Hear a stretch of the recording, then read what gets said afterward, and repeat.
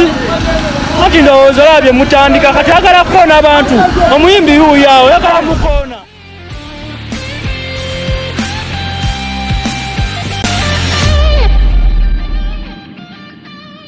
Omulabi wa Baby Television Uganda nkwebaza gyonna gy'otuusaako engalo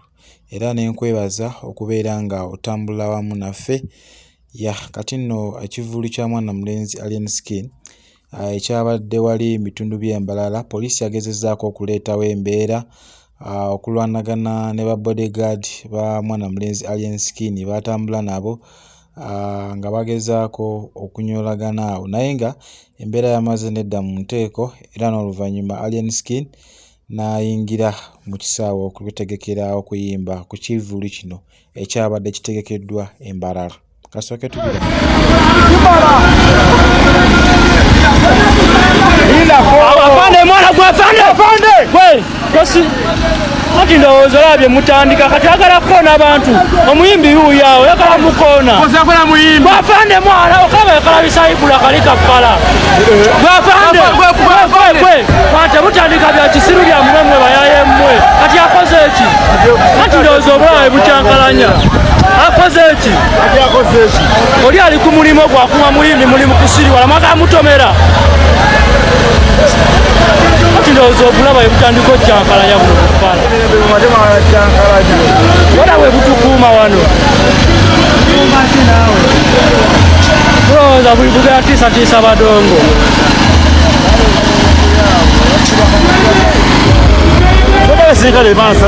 busanze piisa ate bwe buleeta n'obugwi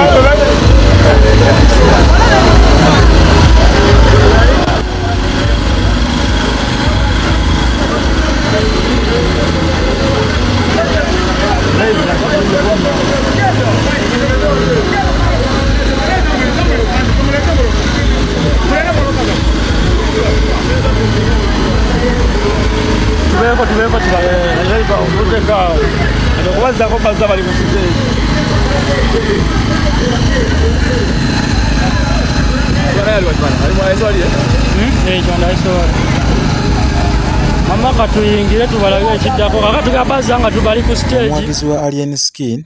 onansonyiwa ebigambo bino byengenda okwogera naye tebyansanyusizaamu. Omukulu ono we yabadde ayimba yasirisizzaamukko DJ we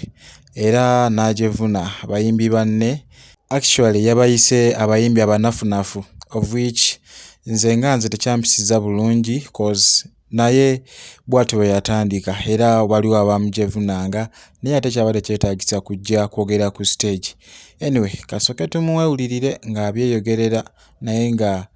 ekyo si kirungi era nkivumira nese okuvumirira yenna yandibadde akola ekyamuleese, so ebirala n'abireka. But anyway, kasooke tufune clip eno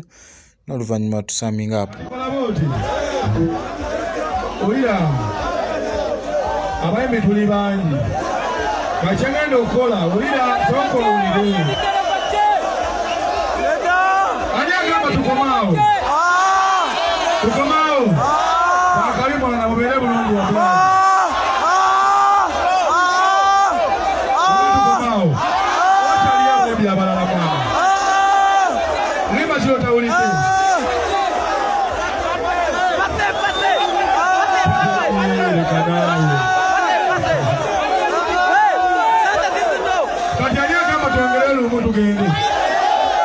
tuongere lumu kale oba tuongere ssatu oba tuongere ttaano tukomaawo kati kola booti oyani soko nfune ekigomaawo kuba n'asajja waliwo ennyimba zibatawulidde ennyingi tetugenda okukola buli omwagalabeera tubuyokanane sitopu katono abayimbi webali bonna ate kitugenda okukola kiri bwekiti tugenda kuba feeza esooka kati bana abayimbi abalala abanafunafu bajje kati ate mmale nkomewo nzigala ekyo